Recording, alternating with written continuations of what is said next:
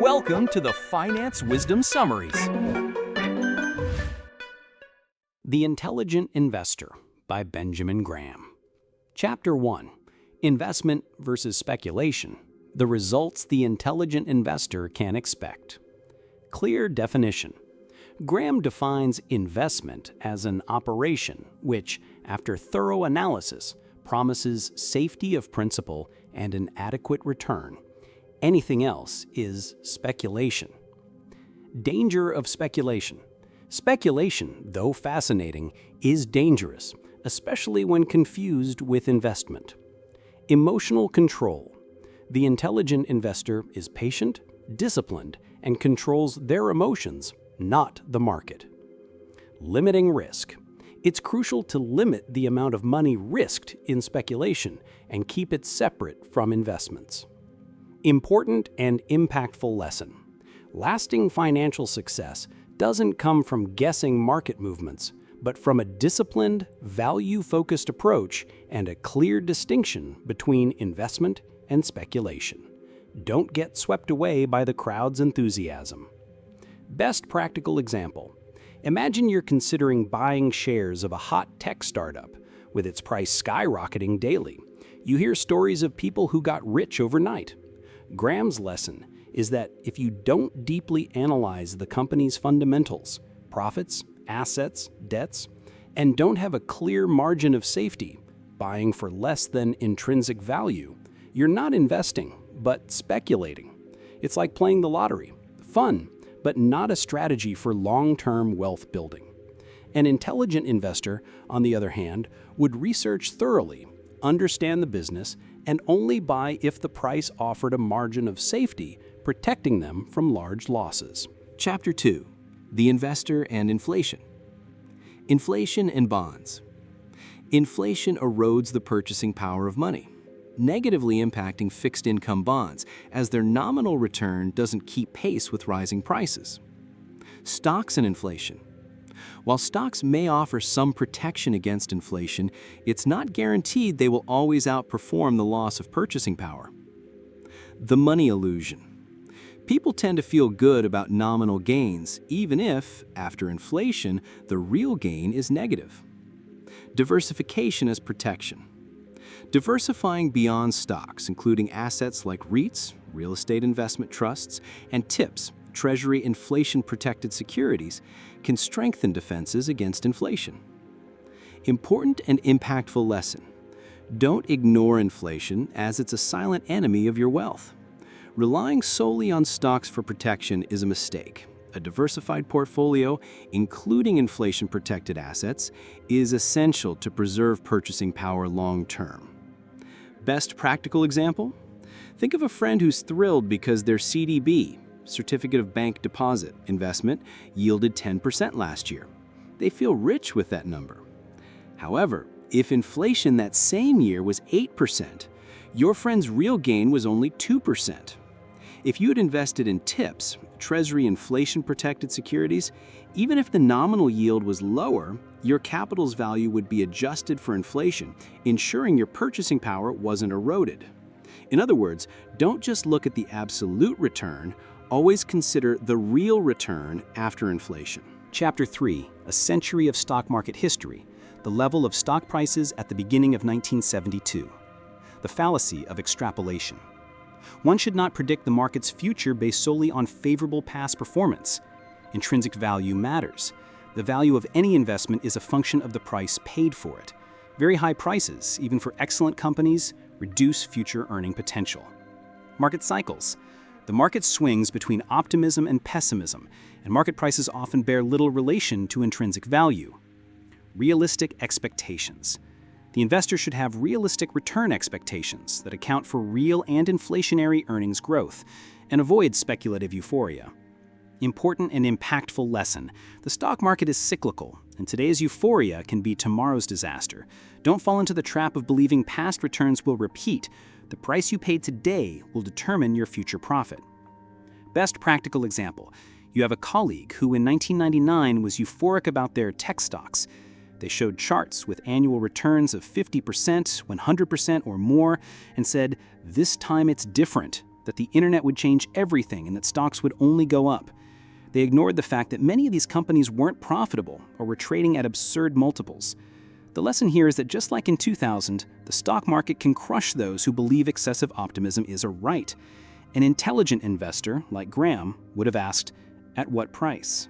And would have been suspicious of any value not justified by the business's fundamentals. Chapter 4. General Investment Policy, the Defensive Investor. Asset Division.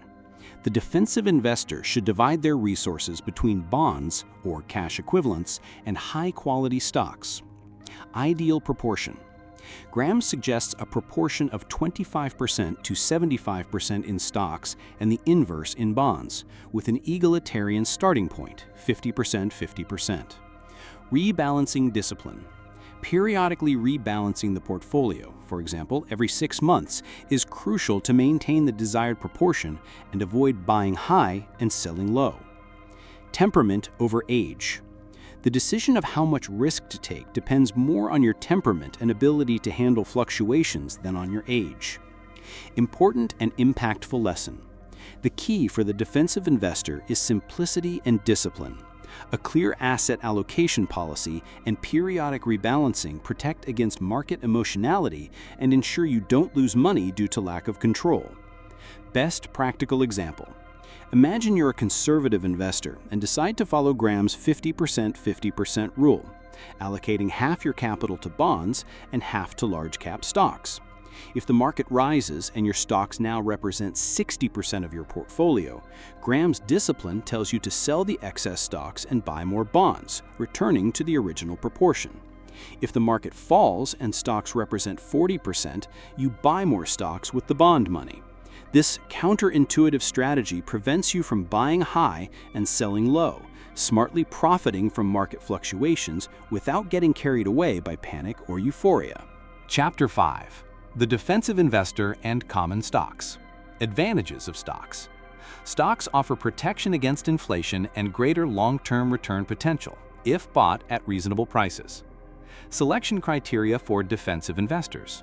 Diversification, 10 to 30 stocks, large and reputable companies, uninterrupted dividend history, at least 20 years, profits in each of the last 10 years, at least a third earnings per share growth in 10 years, moderate PE, maximum 15 times 3-year average earnings, and moderate price book value, maximum 1.5 times book value. Avoiding overvalued growth stocks.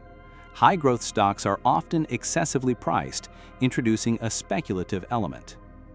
Dollar cost averaging. Investing a fixed amount regularly, regardless of price, is a simple and effective strategy for the defensive investor. Important and impactful lesson. For the defensive investor, stock selection should be based on objective criteria of quality and value, avoiding the glamour of hot stocks. The discipline of dollar cost averaging is a powerful tool for building wealth consistently. Best practical example. You're starting to invest and have extra money every month. Instead of trying to guess which stock will boom or buy the next big thing, you decide to invest a fixed amount, say $500 every month, in an index fund that tracks the overall stock market. When the market falls, your $500 buys more fund units. When the market rises, it buys less.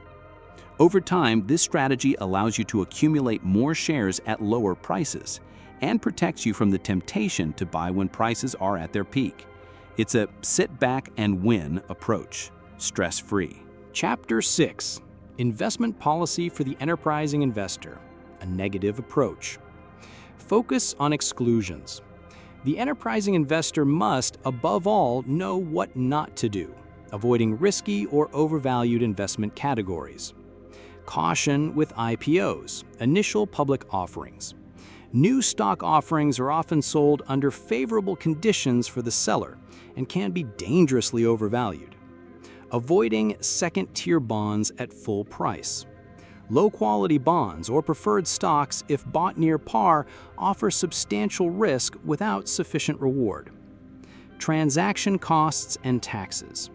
Frequent trading and associated costs, brokerage, taxes, can erode profits, making it a self-defeating activity. Important and impactful lesson. The success of the enterprising investor is not based on seeking the next big thing or guessing the market, but on avoiding the common pitfalls of speculation and unfavorable operations. Best practical example: a friend invites you to invest in an IPO of a promising tech company with the promise of quick profits on the first day of trading. They show stories of IPOs that went up 1,000% in weeks. Graham's lesson is run away. Many of these companies have no profit, huge debts, and are sold at absurd prices. Easy money usually turns into big losses. The intelligent investor knows that by buying an overvalued IPO, they're violating the fundamental rule of value and exposing themselves to unnecessary risk without a margin of safety. Chapter 7. Investment Policy for the Enterprising Investor. The positive side. Don't anticipate the market or timing the market. Trying to predict market price movements is a speculative and ineffective activity for the investor. Buy low and sell high. While it's the ideal goal, it's difficult to execute consistently in practice, as it goes against human psychology. Focus on special situations, arbitrage, and liquidations. The enterprising investor can find opportunities in unusual situations, such as mergers or liquidations, where careful analysis can reveal discrepancies between price and value. Large, relatively unpopular companies. Investing in solid but temporarily unpopular and therefore low-priced companies offers a margin of safety and potential for appreciation. Important and impactful lesson. The enterprising investor should seek opportunities where objective analysis reveals a clear discrepancy between price and value, and not try to guess the market's direction. Patience and contrarianism to the herd are essential virtues. Best practical example. You notice that the shares of a large retail company, which has always had a history of profits and dividend payments, are falling because the market is concerned about competition from new online platforms. Graham's lesson here is that this could be an opportunity. Instead of following the herd and selling or avoiding the company, the enterprising investor would do a deep analysis, verify the company's financial soundness, its adaptability, and, if the price is significantly below intrinsic value, would buy, taking advantage of the market's temporary unpopularity. Chapter 8. The Investor and Market Fluctuations. Mr. Market. Graham introduces the metaphor of Mr. Market, a manic-depressive business partner who offers irrational prices daily, swinging between euphoria and panic. Profiting from irrationalities. The intelligent investor should use Mr. Market to their advantage, buying when he is pessimistic, low prices, and selling when he is euphoric, high prices, without getting carried away by emotions. Ignoring daily fluctuations. Daily market swings are noise and should not influence long-term investment decisions. Behavioral control. The investor's biggest enemy is themselves, their own emotions, and the tendency to react to panic or greed. Important and impactful lesson. The market is a useful servant, but a dangerous master. Learn to ignore its irrational fluctuations and use the panic and euphoria of others to your advantage, buying cheap and selling dear. Best practical example. Imagine you wake up and see the news, stock market plunges 5%. Mr. Market is yelling, "Sell, the world is ending." Your first reaction might be panic, wanting to sell everything to avoid further losses. However, Graham's lesson is that this is the time to be an intelligent investor. Mr. Market, in his depressed state, is offering good company stocks at liquidation prices.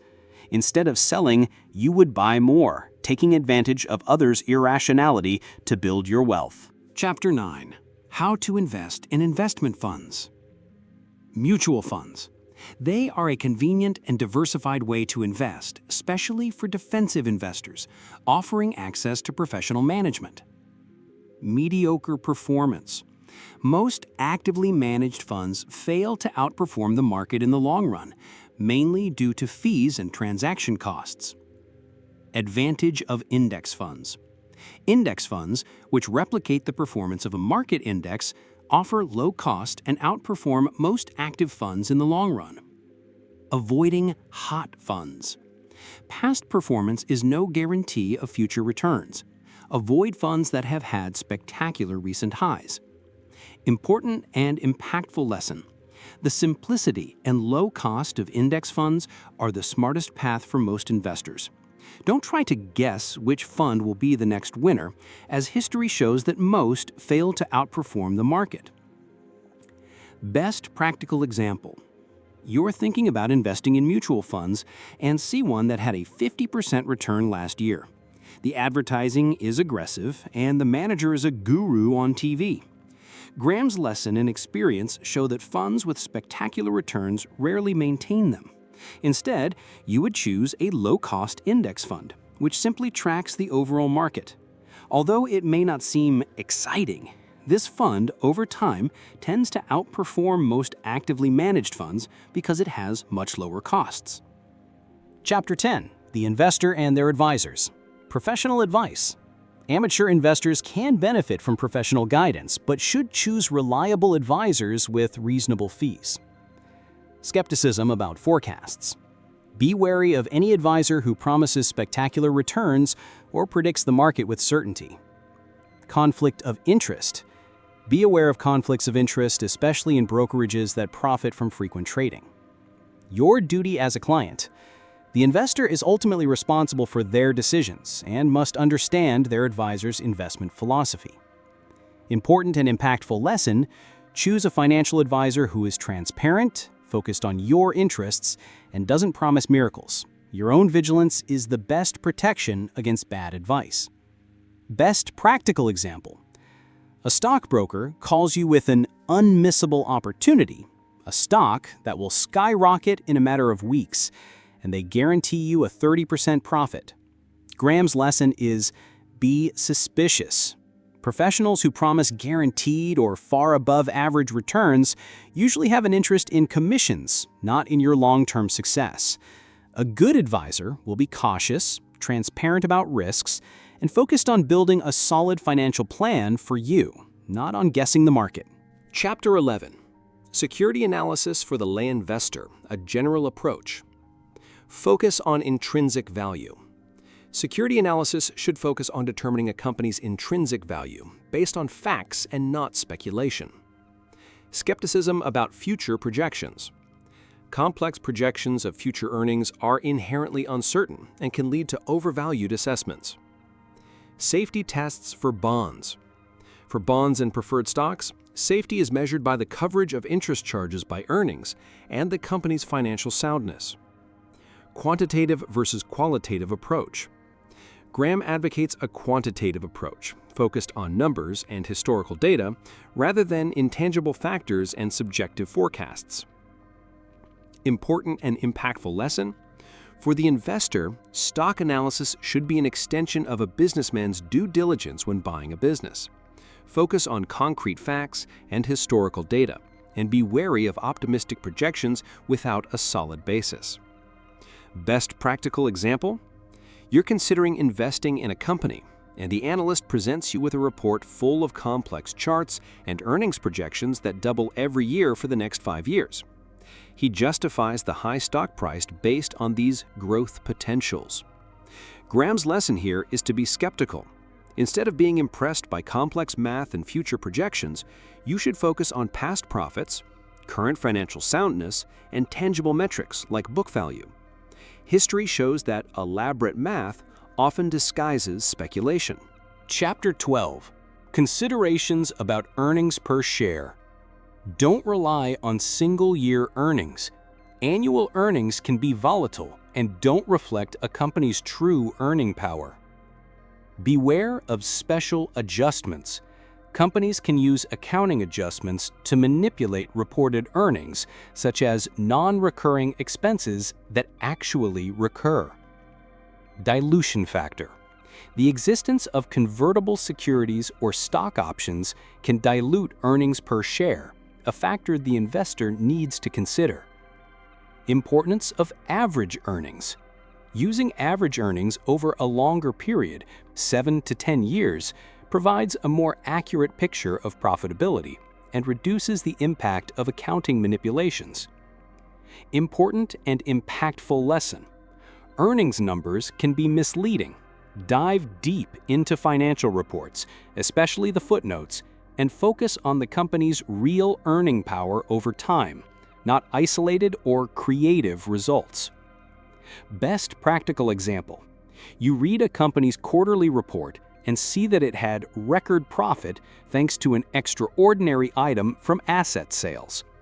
Elsewhere, you read that the company also made a large share repurchase, increasing earnings per share. Graham's lesson is that you need to look beyond the shiny numbers.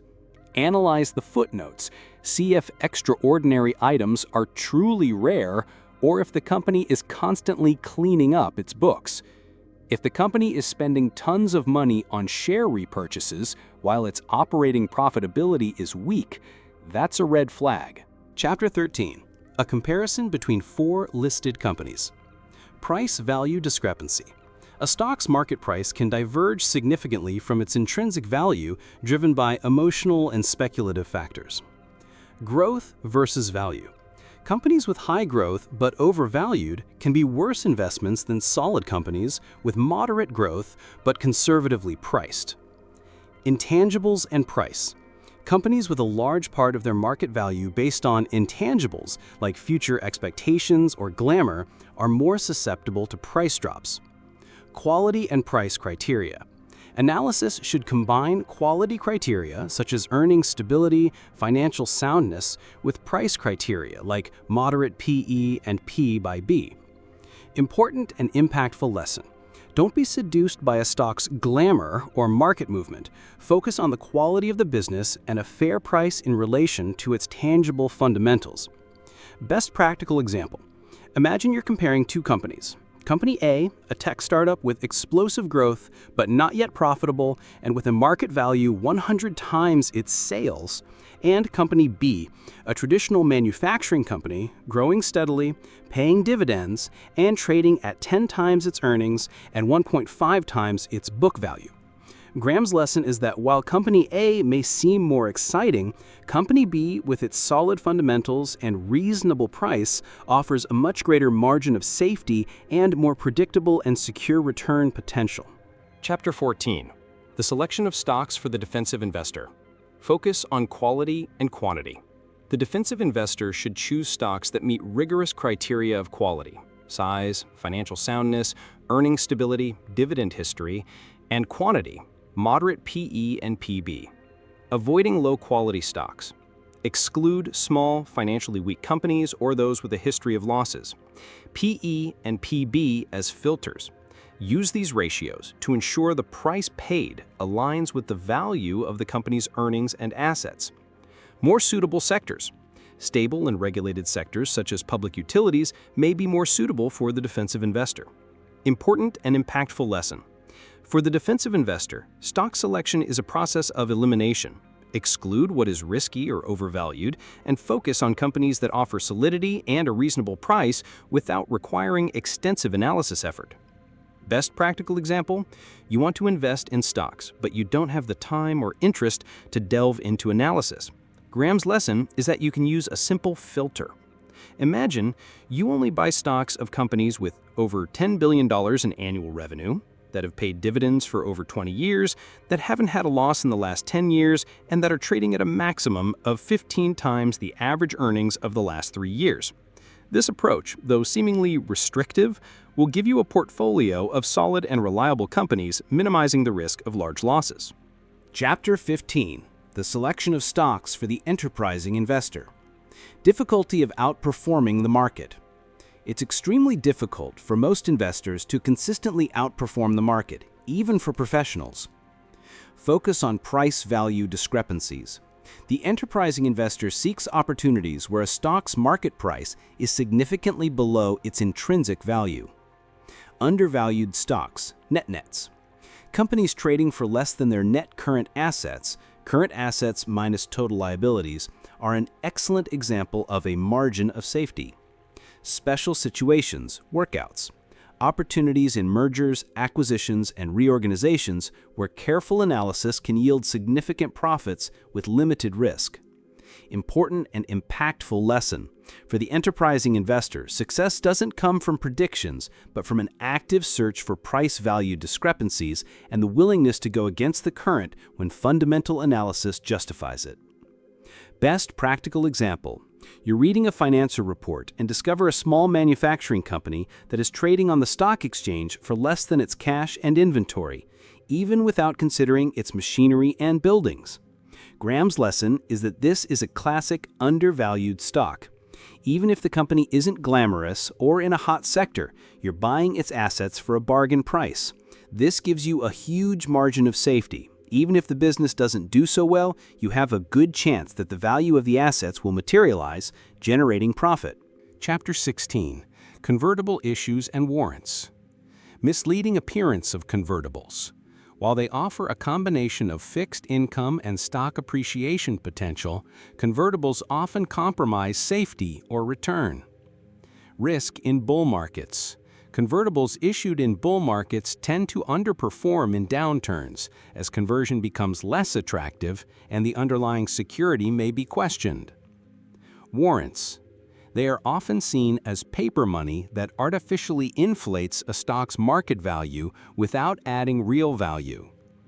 Dilution. The existence of convertibles and warrants can significantly dilute earnings per share, a factor often ignored by the market. Important and impactful lesson. Be wary of ingenious financial instruments that promise the best of both worlds. Often, they hide risks or dilute value for shareholders. Best practical example. You hear about a convertible bond that pays interest and also gives you the option to convert it into shares if they go up. Sounds perfect. Graham's lesson is that most of the time, if it sounds too good to be true, it is. This bond probably pays lower interest than a regular bond, and its conversion option may be worthless if the stock doesn't rise enough or if the company has problems. Furthermore, the existence of many such bonds can dilute the company's earnings, harming the value of its shares in the future. Chapter 17. 4 highly instructive case studies. Penn Central. An example of how basic fundamental analysis could have detected the weakness of a giant company before its bankruptcy, despite the market boom. LTV. A case of aggressive expansion based on excessive debt and lack of financial soundness, resulting in collapse. NVF Corp. Illustrates disproportionate acquisitions and accounting manipulations that distort the company's financial reality. AAA Enterprises. An example of an IPO, initial public offering, of a company with no real value inflated by public speculation. Important and impactful lesson. History repeats itself. Examples of accounting fraud, senseless expansions, and IPOs without fundamentals recur over time. Rigorous fundamental analysis is the only defense. Best practical example. You come across the story of a company that grew exponentially through dozens of acquisitions, financed by huge debts. The media praises its CEO's genius. Graham's lesson is that this is a recipe for disaster. Analyze the company's debt, see if it's truly generating operating profit, and if the numbers aren't being cooked with accounting adjustments.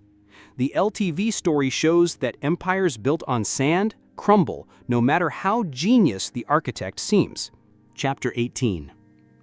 A comparison between 8 pairs of companies. Recurring price-value discrepancy. The market often irrationally values companies, overvaluing glamour and undervaluing value.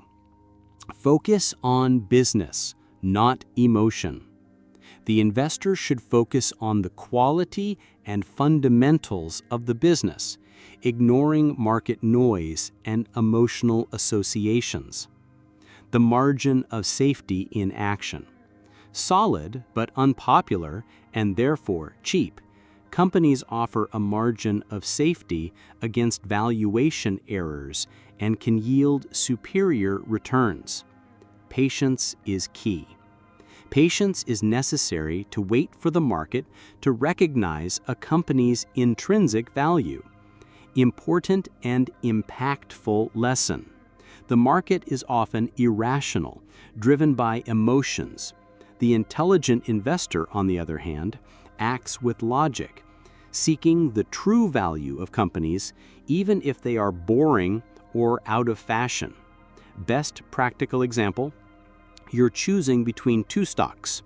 A tech company with a cool name and accelerated sales growth, but no profit and high debt, and a traditional food company with an old name, modest growth, but consistent profits and growing dividends. Graham's lesson, illustrated with the Cisco/Cisco and Red Hat/Brown Shoe pairs, is that the glamour of a tech company can lead to absurd overvaluation, while the boring company can be a much safer and more profitable long-term investment. Chapter 19. Shareholders and Management. The Dividend Policy. Shareholders as owners. The shareholder is the true owner of the company, and management works for them. Active vigilance. Shareholders should monitor management efficiency and ensure their interests are properly considered by reading documents such as the proxy statement. Dividend policy. Companies should distribute a reasonable portion of profits as dividends unless they demonstrate that reinvestment will generate a significantly higher return for shareholders. Caution with share buybacks. Share buybacks should be done when shares are cheap, not to inflate earnings per share or benefit executives with options. Important and impactful lesson. Don't be a sleeping shareholder. Your money is yours, and you have the right and duty to monitor company management, especially regarding profit distribution and executive compensation. Best practical example. You own shares in a company that never pays dividends and reinvests all profits, claiming that shareholder money grows faster this way. However, the company has a huge idle cash balance and the stock price isn't rising. Graham's lesson is that you need to question management. A company that doesn't distribute dividends must prove that it's using the money very efficiently, generating superior returns. Otherwise, managers may be hoarding the money for their own benefit or simply don't know what to do with it. Chapter 20. The margin of safety as the central concept of investment. The essence of the margin of safety is the difference between an investment's intrinsic value and the price paid for it. It's the primary concept for protecting the investor. Not losing money. The investor's primary goal is to avoid substantial losses, and the margin of safety is the fundamental tool for this. Diversification and margin of safety. Diversification is an inseparable partner of the margin of safety, as a single investment, even with a good margin, can go wrong. Personal risk. The greatest risk lies in your own ability to handle emotions and not overestimate your knowledge or risk tolerance. Important and impactful lesson. The margin of safety is the foundation of all intelligent investing. It protects your capital, makes precise future forecasting unnecessary, and allows you to make mistakes without catastrophic consequences. Best practical example. You're thinking about buying a property to rent out. You do market research and find that the property is valued at 500,000 Rand. If you can buy it for 400,000 Rand, you have a margin of safety of 100,000 Rand, or 20%. But if you pay 500,000 Rand for the same property, there's no margin of safety, and any unforeseen event can lead to losses. This same principle applies to stocks. Buy a company that's worth more than you pay, and you'll be protected. Book main idea. The Intelligent Investor by Benjamin Graham argues that successful investing doesn't require exceptional intelligence, but rather emotional discipline and a clear distinction between investment and speculation. The central concept is the margin of safety, buying assets at a price significantly below their intrinsic value. This protects capital against errors and market fluctuations. The book emphasizes fundamental analysis, diversification, and emotional control, advising investors to ignore Mr. Market and focus on the business fundamentals, not price oscillations. If you enjoyed the content, please consider supporting the author. Thanks for watching, and if you like this video, subscribe. Now, let's go to the next video.